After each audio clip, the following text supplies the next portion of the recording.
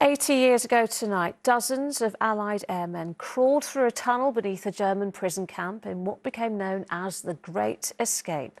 By the time guards realised what was happening, 76 men had made it to freedom. All but 3 were later recaptured and most were later executed. Well, now a newly discovered document has raised the question, were they betrayed by their own side? Ian Woods reports.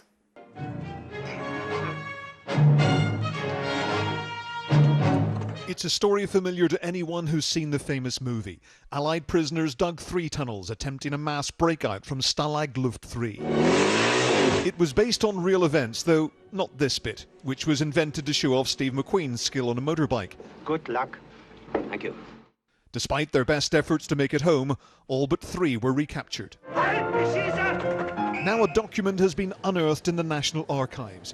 It alleges 2 unnamed prisoners may have betrayed their comrades involved in the Great Escape. All returning POWs completed a questionnaire immediately after the war. This one by Flight Lieutenant Desmond Plunkett raised a concern about what he calls 2 indigenous Englishmen. He writes, "These persons must be traced and must be tried for their collaborating activities with the enemy."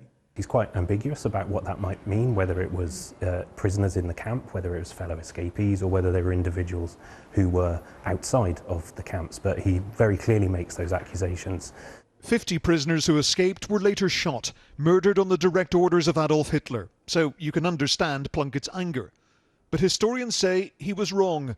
After recapture, he'd been held by the Gestapo for 10 months, which left him mentally scarred.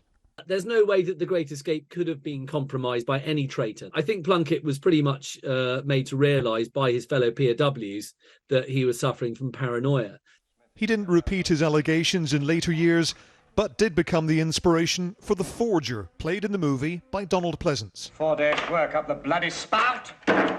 The actor knew all about being a prisoner of war. He too was shot down and captured by the Germans. His own captivity questionnaire is also in the National Archives. In it, he admits he didn't try to escape, but spent his captivity producing and acting in plays for fellow POWs. Ian Woods, ITV News.